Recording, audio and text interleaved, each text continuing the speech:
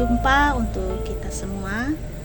Puji dan syukur kita boleh bersama-sama kembali bertemu dalam renungan harian hari ini, Jumat tanggal 21 Februari 2025. Dalam firman Tuhan yang bersama-sama akan kita dengarkan sesuai dengan Almanak Nas Gereja Kalimantan Panglis hari ini dari kitab Kejadian pasal 44 ayat yang pertama sampai dengan ayat yang ke-17. Bapak Ibu, saudara-saudari sekalian boleh mempersiapkannya di tempat masing-masing dari kitab Kejadian pasal 44 ayat yang pertama sampai dengan ayat yang ke-17, dan saya akan membacakan untuk kita pada ayat yang ke-14 sampai dengan ayat yang ke-17. Di dalam perikop, piala Yusuf hilang dan didapati. Demikian firman Tuhan. Ketika Yehuda dan saudara-saudaranya sampai ke dalam rumah Yusuf, Yusuf masih ada di situ. Sujudlah mereka sampai ke tanah di depannya. Berkatalah Yusuf kepada mereka, "Perbuatan apakah yang kamu lakukan ini? Tidakkah kamu tahu bahwa seorang yang seperti aku ini pasti dapat menelaah?" Sesudah itu berkatalah Yehuda, "Apakah yang akan kami katakan kepada tuanku? Apakah yang akan kami jawab? Dan dengan apakah yang akan kami membenarkan diri kami? Allah telah memperlihatkan kesalahan hamba-hambamu ini, maka kami ini budak tuankulah kami, baik kami maupun orang pada siapa kedapatan piala itu." Tetapi jawabnya, "Jauhlah daripadaku untuk berbuat demikian. Pada siapa kedapatan piala itu, dialah yang akan menjadi budakku. Tetapi kamu ini pergilah kembali dengan selamat kepada ayahmu." Yang berbahagia ialah mereka yang mendengarkan firman Tuhan dan yang memeliharanya. Saudara-saudaraku yang kekasih di dalam Tuhan kita Yesus Kristus, dalam tema untuk renungan kita hari ini ada hikmah di balik setiap peristiwa.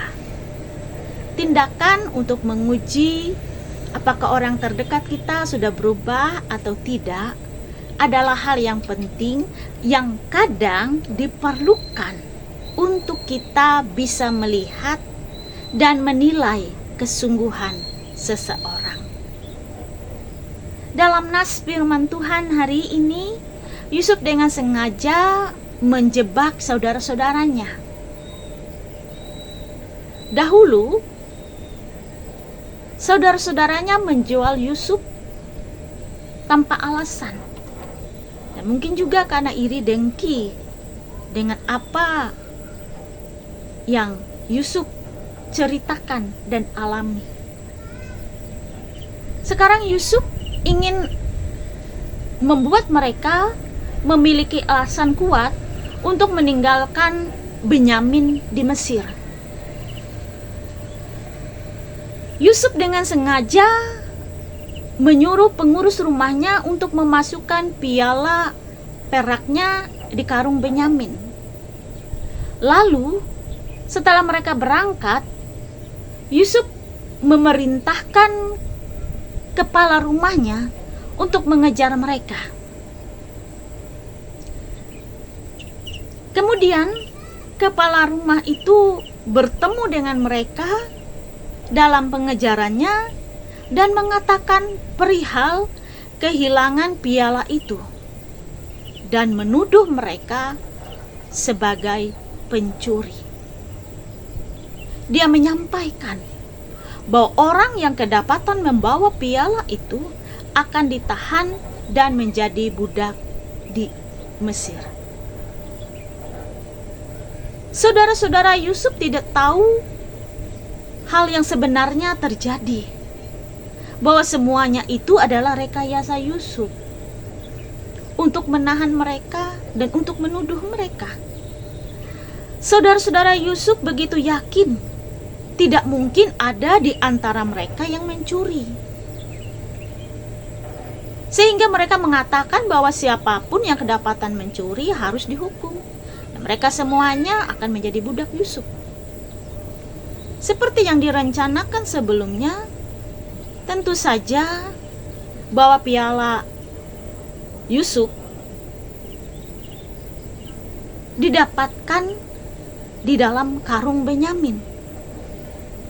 Dan semua saudara Yusuf secara spontan mengoyak pakaian mereka sebagai rasa bersalah dan kesedihan mendalam. Mereka kembali ke rumah Yusuf untuk membicarakan perkara ini. Setelah sampai di rumah Yusuf, Yehuda maju untuk berbicara mewakili saudara-saudaranya.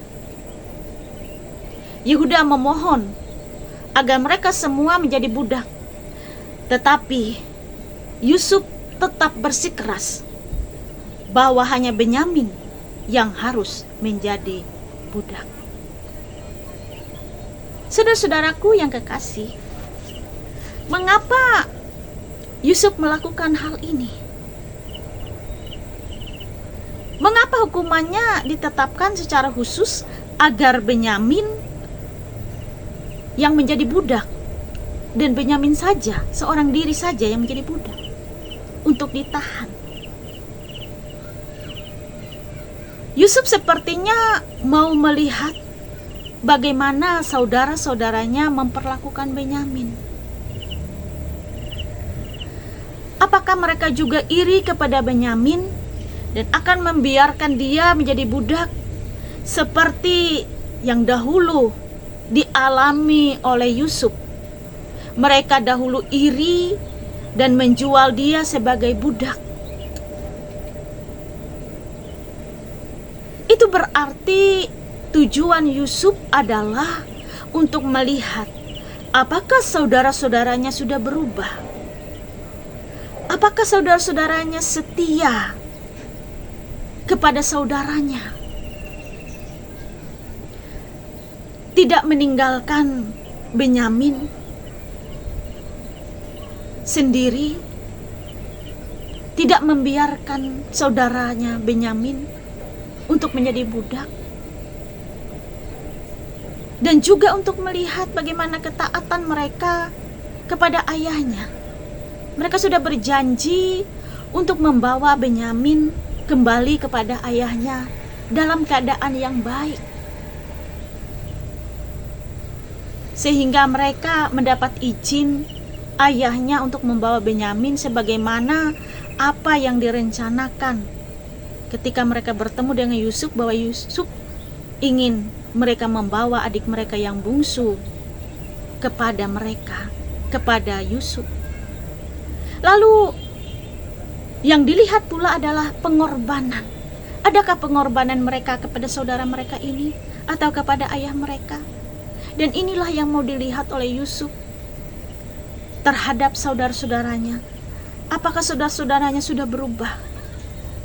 Apakah saudara-saudaranya adalah saudara yang setia, taat kepada ayahnya, dan juga ada pengorbanan dalam kesetiaan itu kepada saudara-saudaranya, secara khususnya Benyamin.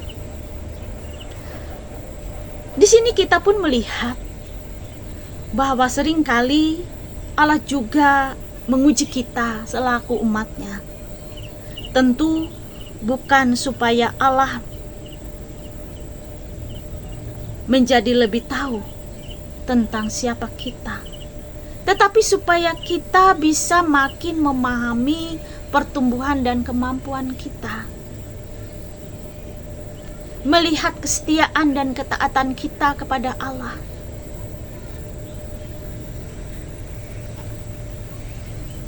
Apakah kita semakin menjauh melewati hal yang kita alami, ataukah kita malah tetap dekat kepada Tuhan?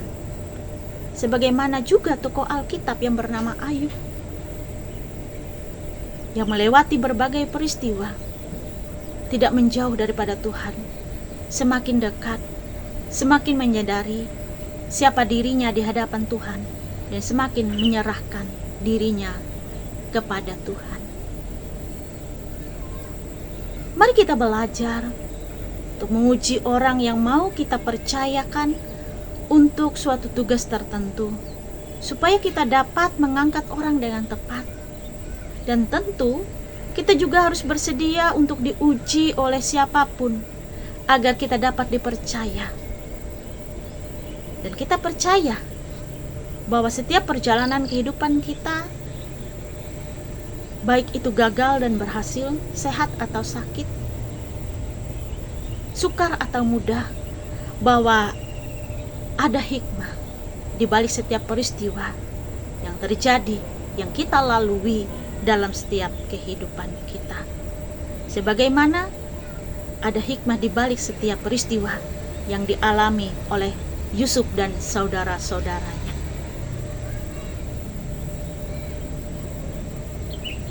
Tentu kita senantiasa berdoa agar Tuhan mengajar kita untuk menjadi lebih berhikmat dalam memberi maupun menerima ujian kehidupan. Kiranya kita senantiasa tetap tegar teguh, tegar kokoh dalam kehidupan kita, mempercayakan seluruh hidup kita hanya kepada Tuhan. Tuhan memberkati kita semua. Mari kita bersama-sama berdoa.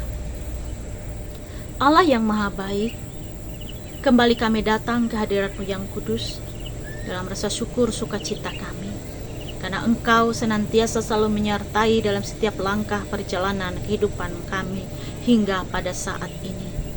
Terima kasih ya Tuhan Allah, pengalaman, perjalanan, suka duka yang telah kami tempuh bersama dengan Tuhan. Bahwa di balik semuanya itu tentu Tuhan punya rencana yang indah bagi setiap kami. Terima kasih ya Tuhan Allah, ajarkan kami dalam kesetiaan dan ketaatan kepada Tuhan, dan senantiasa saling melengkapi, melayani satu dengan yang lain sebagai saudara-saudara seiman di dalam Tuhan, sebagai anak-anak Tuhan yang senantiasa dipakai untuk menjadi saksi-Mu di tengah-tengah kehidupan kami. Terima kasih ya Tuhan Allah, ampuni akan segala dosa dan salah kami. Di dalam Yesus Kristus yang mengasihi kami bersyukur dan berterima kasih.